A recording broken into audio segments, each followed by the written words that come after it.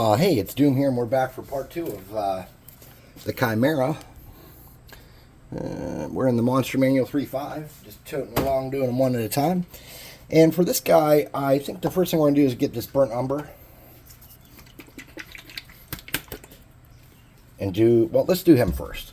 So what I want to do for him is I want to use a light brown, like a beige. And then I want to dry brush him down to a khaki. And then maybe use a wash or something over top of him. So let me put some tools away real quick. Alright. Let me get this brush a little damp.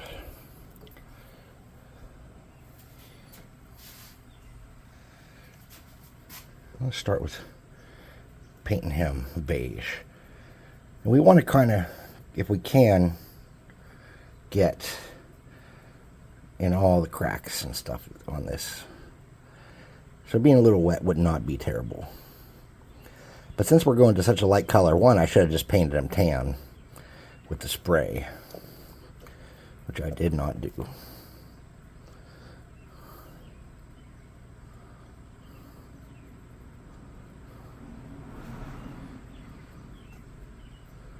That foot's levitating a little bit. That's going to irk me.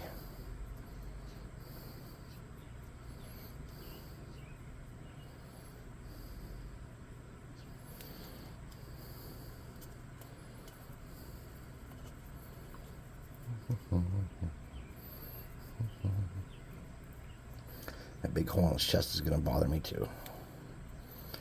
Well. I've said it 100 times.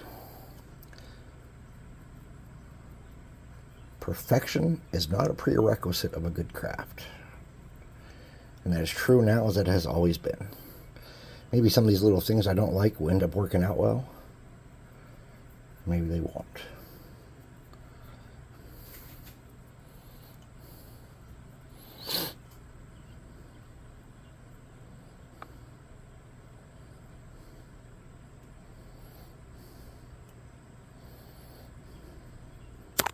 Oops. Whapped the camera. Of course I did. This one's been a little bit of a nightmare. Not as bad as some of the others have been, but I'm just not happy with the way he looks. But I think with a paint job, we might be able to sell him in a better light. Now, there's a little chart that you can roll to see what color of dragon head they have. I'm going to be honest with you. I'm going to lean on the wisdom of Dungeon Dad, and I think I'm just going to use like the yellow dragon or the tan dragon or something. Dungeon Dad, that's a channel you should watch. That dude goes over monsters that were covered like once or twice ever, and they're not like in every edition and stuff. And then he converts them to 5th edition so you can use them. Now, I don't play 5th edition, so I don't really care about his conversions. I just like listening to the dude talk about the stuff, man. He's a funny and creative dude, and judging by the name, his name is Dungeon Dad, I'm going to assume he's a father like myself, and like many of you probably are. Or mother, if you're not a dude. Or if you're, I don't know. I guess some of you might be something completely different, but no parent. I don't know. I don't know, man. But looking at who's watching, it's predominantly dudes between 30 and 40. At least that's what the algorithms are saying. Or whatever you call the thing that you use to check how things are going. So I'm going to set this brush off to the side so I don't get a hot air gun. And I'm going to use the +2 hot air gun of burning.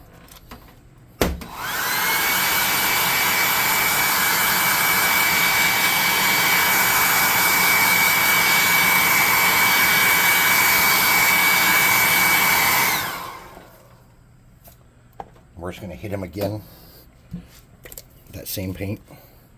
Let me get my brush wet again.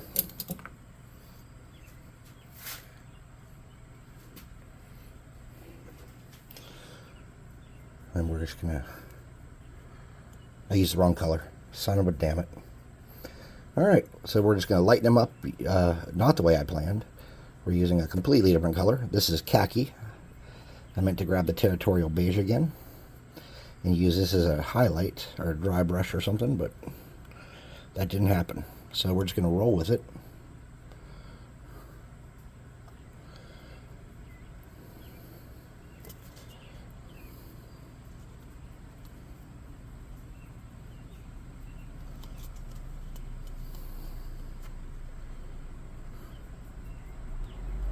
Sweet.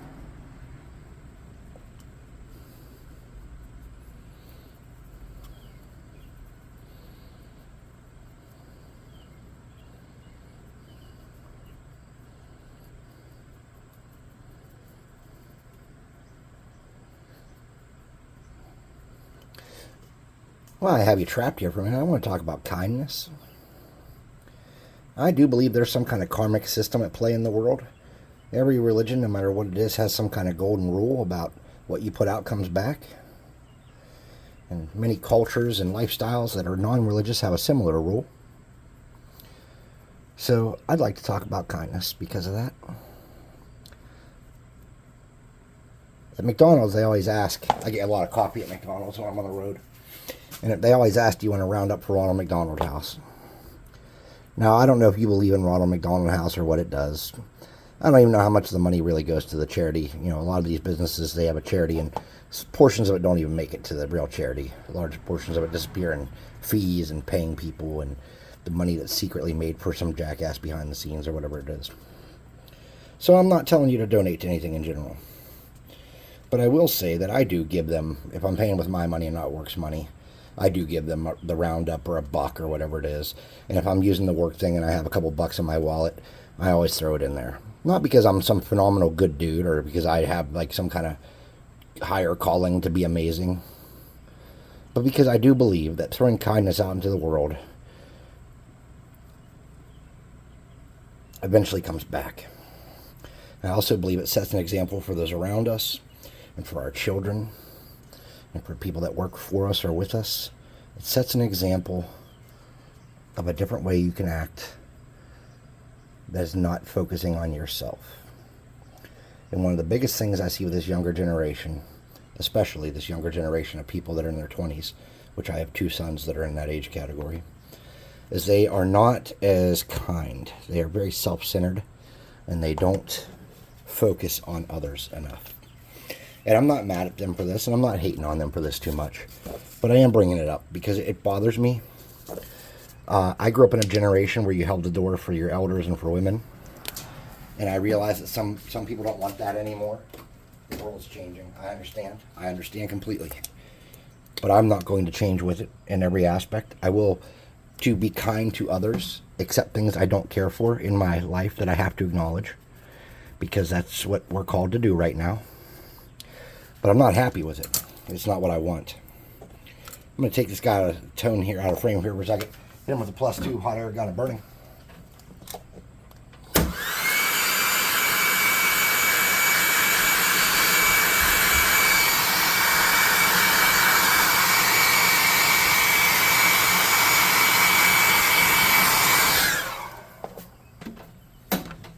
So anyways, like I was saying, this brush is super, I did not wash it out well.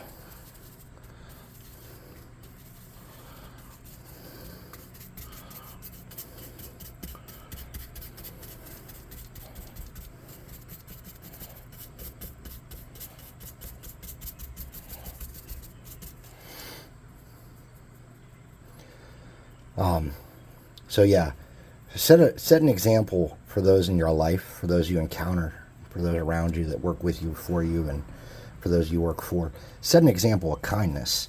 Show them that we as a people can make good decisions for the welfare of others. And it doesn't mean you have to do it so they notice it. But I'll tell you, if they're standing right there and you don't, they'll remember that. And if you're standing right there and you do, they'll remember that. So I'm not telling you to go out of your way to show people what good works you're doing, but I am telling you they'll notice if you don't do them. All right, so I'm just buckets of unhappy with this guy in general at this point. I'm not sure what to do. Let me get a clean brush that's never been used and try to capture a little bit of that, because that wet brush is kind of pulling some of the paint that wasn't dried well right off him. Okay, there we go. Also, this model's real bendy because he's got a lot of rubbery pieces, like the cat body is very rubbery. Okay, that'll do it. All right, now let's get some tape.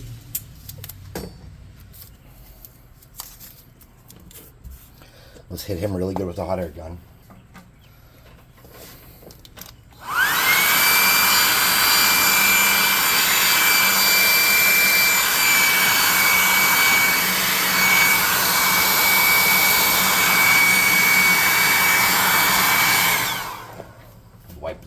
or wipe the sweat off my brow. Alright, I was going to make a wash. I'm feeling super hot and sweaty. So what I'm going to do is I'm going to get this sand golem washer. Not wash, sorry, speed paint is what I'm going to do. Just to speed this up. And if you want to make a wash, go ahead. Or if you want to use speed paint, go ahead. Or if you want to use inks or whatever you're using. Because you can thin the inks down and get some pretty sick results too, I've noticed. But you don't even need to buy different types of paint, really. If you buy some some paint medium and buy some cheapy containers, you can kind of make almost identical products to what's sold. I can't promise you'll get the exact same results without some testing, playing around. But if you have the time to play around and figure it out, I would. I don't have that kind of time, so I have to buy whatever I want to use. But there are some things that are just total investments, like the speed paint. I'd be lying if I didn't tell you I was heavily relying on speed paint. I love it. It has done me so well. It has saved me so much time, especially on minis. It's just unreal.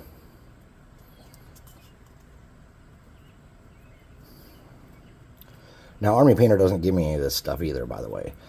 I use a lot of Army Painter products, but I buy those. I'm not like the kind of person that gets a sponsorship for stuff, you know what I mean? I'm a dude in my basement. And maybe one day they'll be like, hey, Doom, you know, you want some free stuff? And I'll say, oh, yeah, man. But I'm also going to tell them, but I'm not going to, like, over-talk your shit because it was free. Like, you know, if you give me garbage, I'm telling people it's garbage.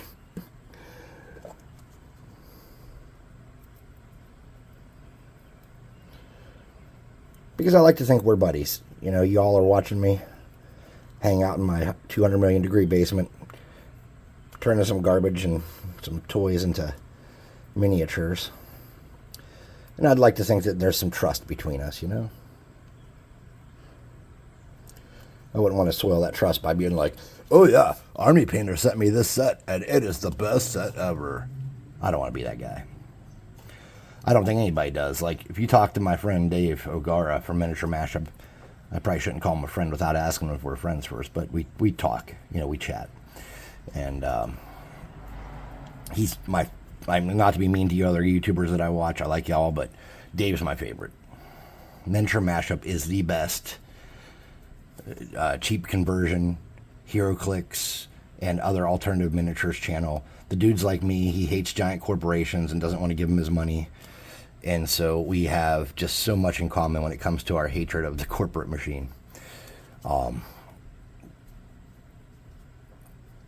Anyways, enough preaching. He even reviewed our Dungeon Swag stuff, and it was amazing. He was completely honest. He didn't be like, oh, you know, Chris is my dude. You know, he talked about our weaknesses. And we actually took his recommendations and made some changes to how we did business after that. But it's important that he was honest. And it's important that we remain honest with each other. Like, don't download a 3D print and paint it and tell me you made it and put it on the Discord. Make your dumb-looking minis like I do. And suck up your failures like I do. All right, so we're going to need to let that dry for a second. We can figure out what we're going to do about his eyes. So on the official artwork, you can't really see the eyes on anything but the dragon. And they are red. But we have 3 sets of eyes here that we can see. So we're going to do something about that. Let's get a little cheap brush. Get some of that wet out of his eyes, since we do have to paint that at some point here. Alright, now let's come back. Where's my crappy brush? There it is. And let's do his base with this burnt umber. I didn't put any rocks on the base. And that's where, just, you know, kind of bums me out, because that's where I like to use my pavement, which is my favorite apple barrel paint. Or apple barrel. I'm a giant fan of pavement. I think it is a versatile and amazing paint. I like to base coat rocks and miniatures and tons of things with this stuff. It's just, and somebody, oh, it made me so happy. Somebody commented that they subscribed because they heard that I use pavement. And it made me so happy because I absolutely love pavement. It is my jam. Sorry, I was off camera. I have my camera down lower, hoping you guys can see better. But what it does is it makes me move off to the side to get the camera out of my face so I can see what I'm doing instead of trying to paint around it. I guess I could try to look through the camera, but then I'd have to see the terrible views and poor production that you guys see, so.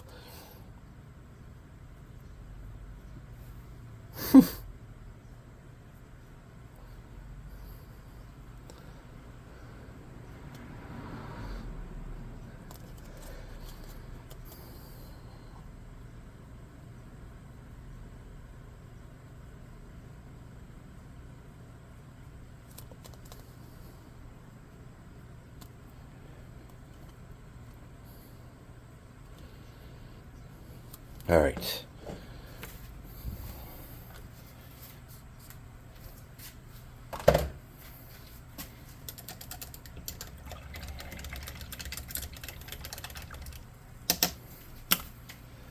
Got the +2 hot air gun burning.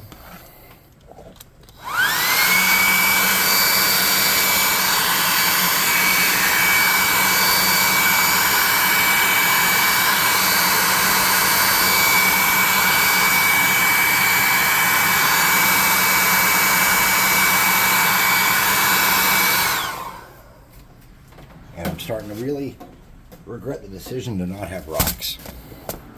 So, I'm going to get my forceps and try to find a thin rock that I can work under that foot.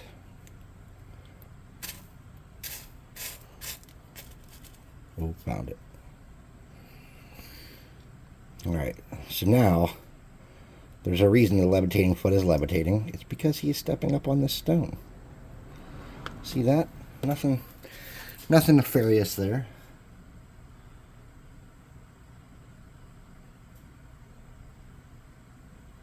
Okay. Now I got a little excess glue there, so I'm going to use that.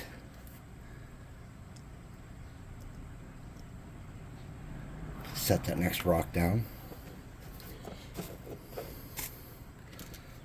I'm going to get a couple over here.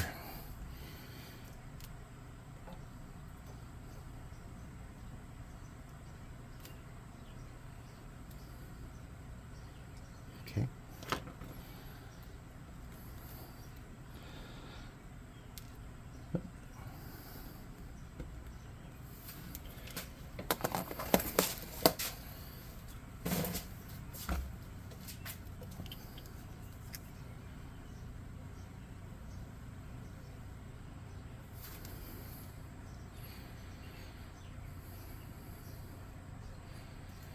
All right. Now we're going to need to get a toothpick and work that glue around and make sure it's spread out good so it dries, because when super glue is pulled up, it does not dry well. And it's okay that it's on this brown, because even though it's going to dry glossy and shiny, what will happen is when we clear coat it with the stuff, it will take care of that shine for the most part. So what we are going to do, though, is we're going to get this on here and get this dried out.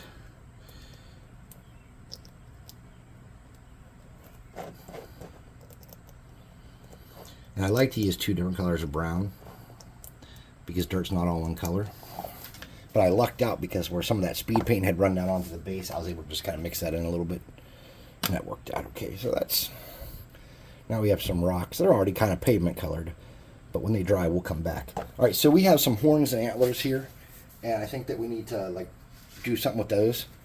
So what I think we'll do is we'll get my cheapy brush, and we'll get this tan here and this white.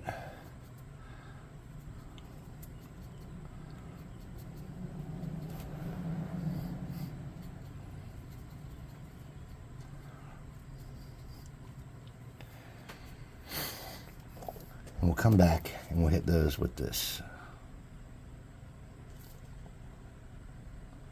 And then when they dry,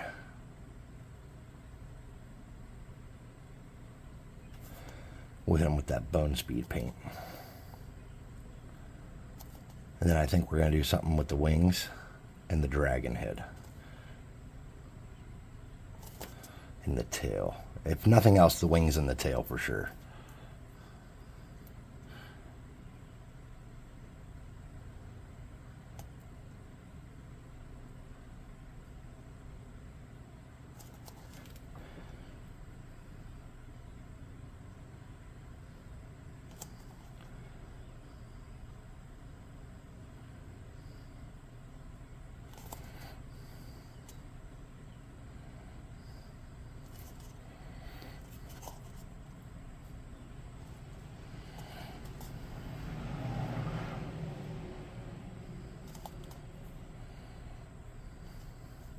So for the wings, I think I'm going to get like a light green.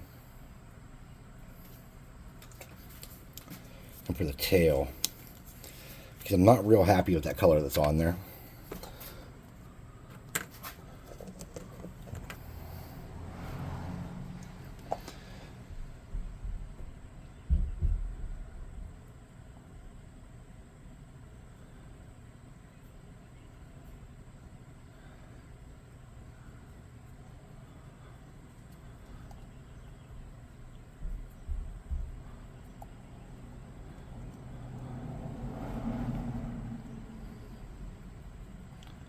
Something like that. And I'm just going to kind of pull up whatever speed paint's not dry and mix it into that color.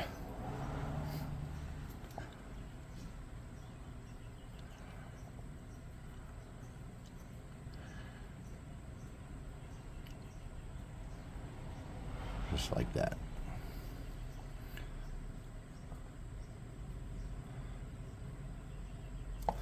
Then I had this really disgusting, sickly speed paint. It's called like ugliest color ever green or something like that. I don't know what it's called, but I think it'll do exactly what we want it to over top of this.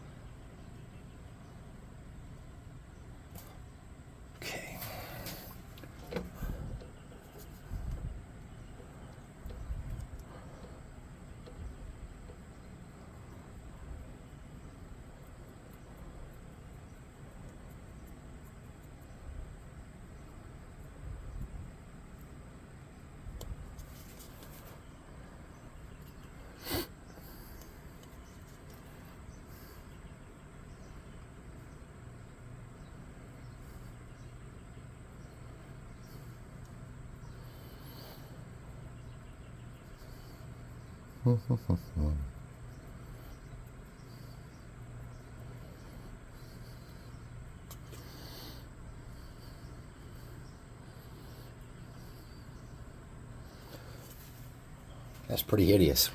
I like it.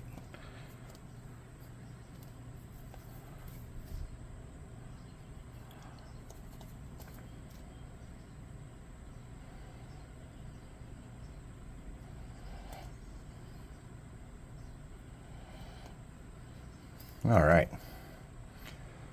Now we're cooking with grease.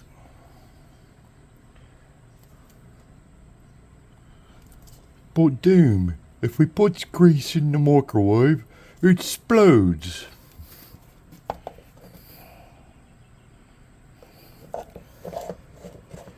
All right, let's clean that off.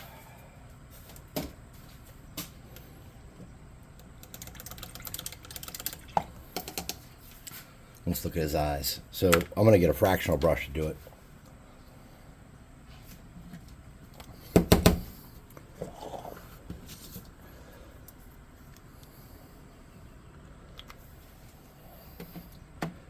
And I'm just going to come in and hit all their eyes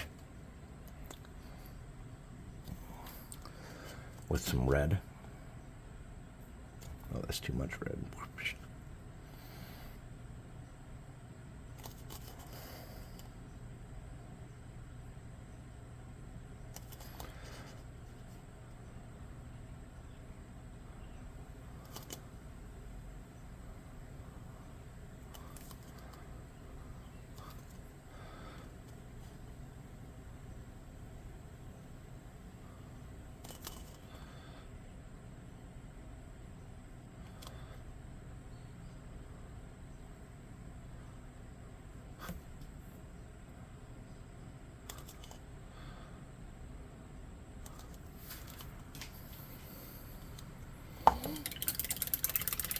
I'm going to get this off-white, or no, wait, let me use this.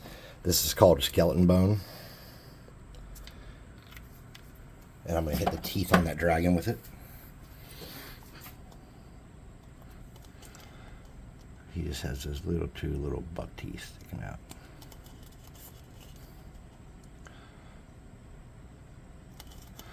I'm going to do his little horn on his nose with that.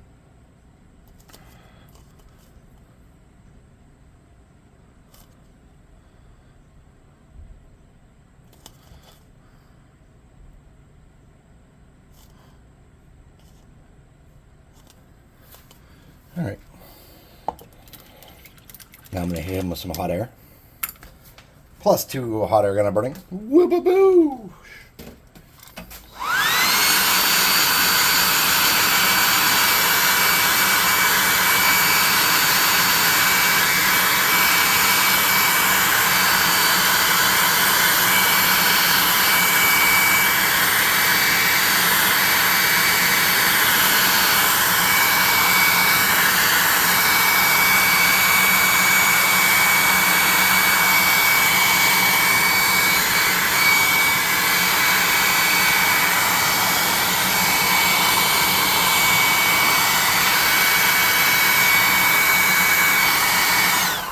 Alright, so I'm going to come back on his eyes with a bright yellow and that same tiny brush and make a dot on each one of those irises of yellow.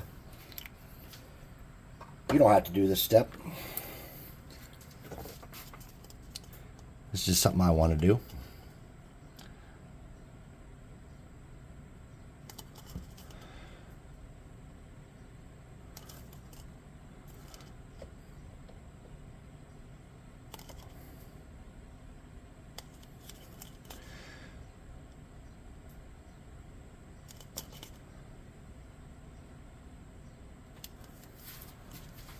Just something little I did for me. You don't need to do that.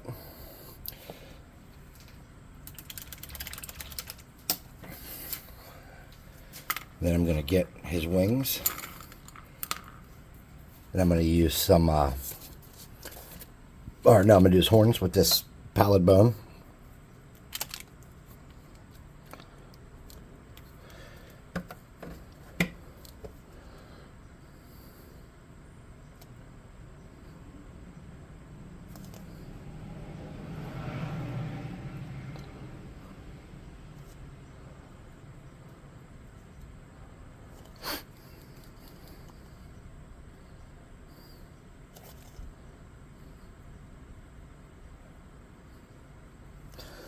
I'm going to clean that out. I'm going to do his wings with that really disgusting green color I was telling you about. It's called Malignant Green.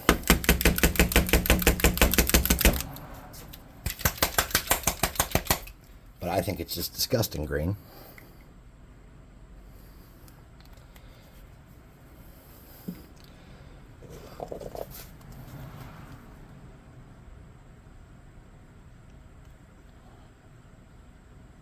I'm going to put this on a little thick. Let it do its job.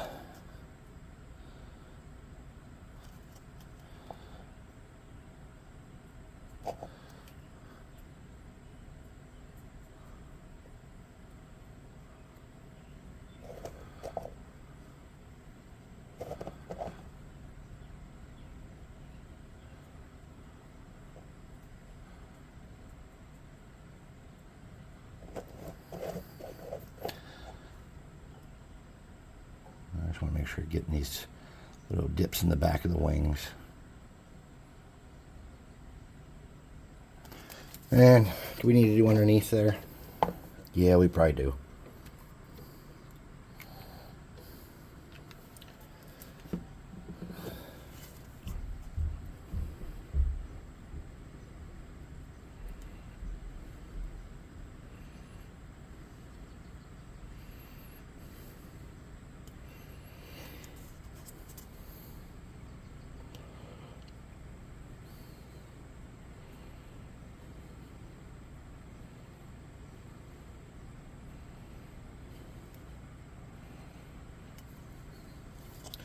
All right. Gotta make sure you mix that around a little better. Get it stuck in the gaps. Okay, so on that base, those rocks are already kind of pavement gray.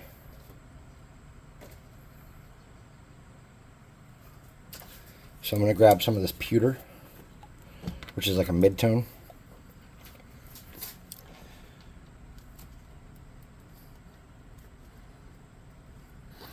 I'm just going to kind of drag it along in some of the spots on those.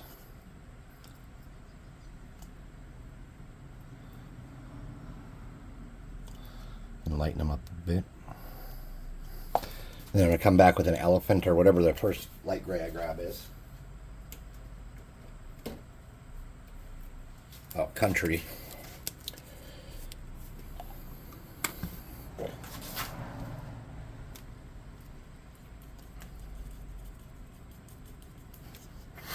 I'm just going to hit those again. Just bring up the top parts. Okay.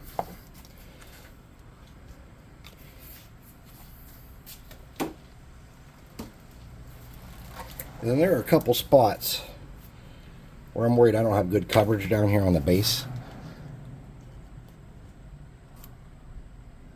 So I'm just going to hit those. Some of it's where that glue was, and some of it's just some other spots. I'm just going to hit those up to make those look a little better. I'm not using that same burn umber I used originally. I'm just using whatever this, I think this is melted chocolate that I just grabbed. Okay. Alright, so we do need to get some flock on this base, and how I usually do that is with a really cheap yellow brush, or not yellow but plastic. These happen to be yellow, it's just the pack color I bought. And then I get some flock down here on the base with some clear glue.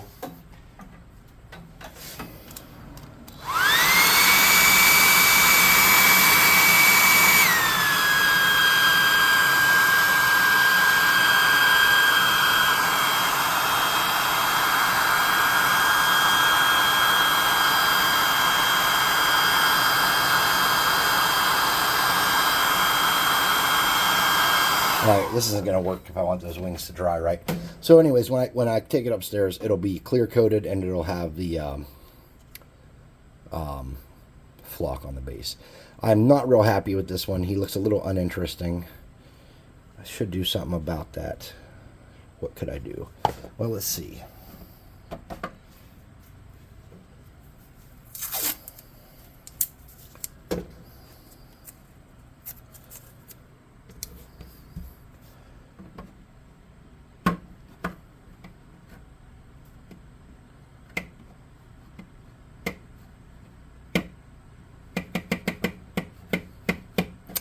I don't know.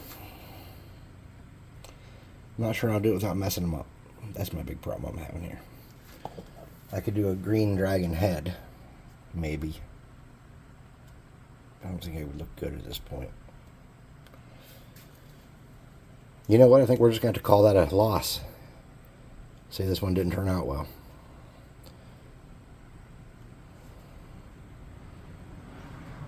Unfortunately. Well, let's see here. Let's start with this.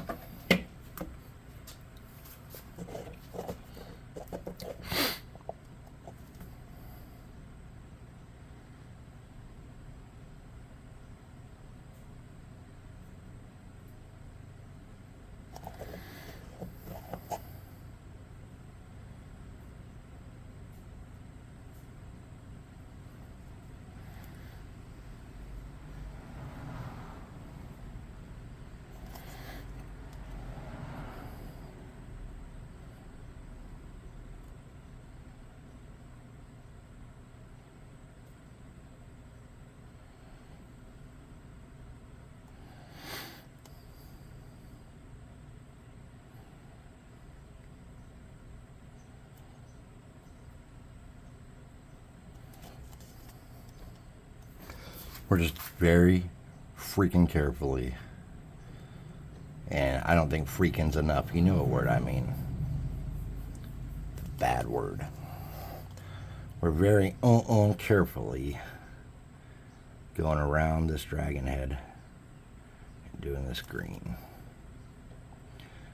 We don't want to get it on the teeth or the bones or the horns. We don't want to get it on the eyes, and we definitely don't want to get it on our friend the cat. So we're very carefully painting this dragon head green. Okay.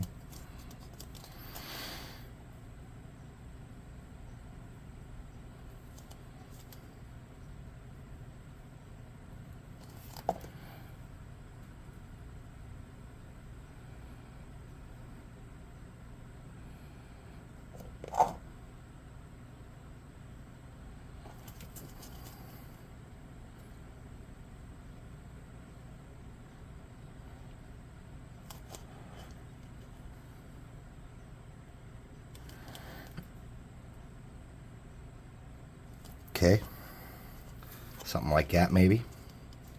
Let's get up under his jaws. Get around his mouth, get into his neck. We don't want to get down to where the fur starts. We want to stop at the scales. Okay, yeah, something like that. Just take your time. Don't go overboard. Okay. Now we got to do something with that goat because we did the dragon green, right? We can't do one side, not the other, so let's imbalance it. And let's do the goat. And in the cover art, he's like a grayish black. But I don't know how that's going to look over the brown we have there. So let's get this black. Let's do the same thing. We're going to be super careful. We're going to miss his eyes. Go right around them.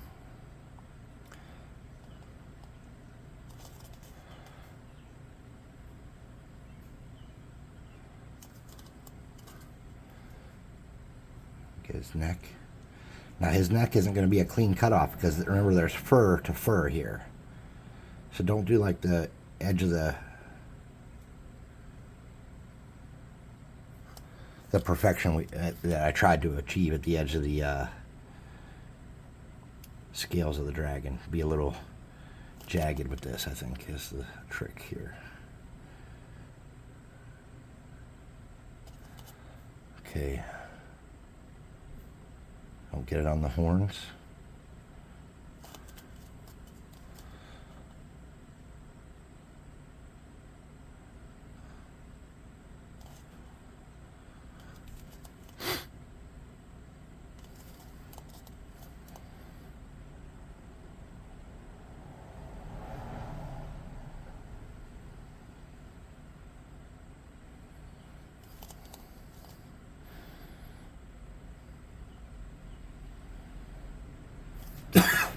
Pardon me.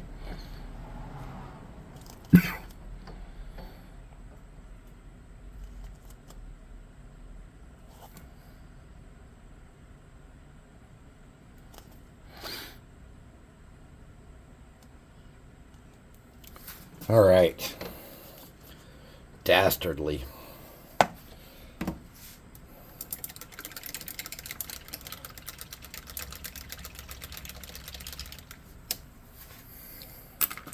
All right. Better than it was, but still not ideal. At this point, I don't really know how to fix it. I really don't. So I think the safe thing to do is to let it go. I'm not going to show you guys flocking it this time because it's going to take quite a while for all the speed paint to dry. But this is the Chimera we made.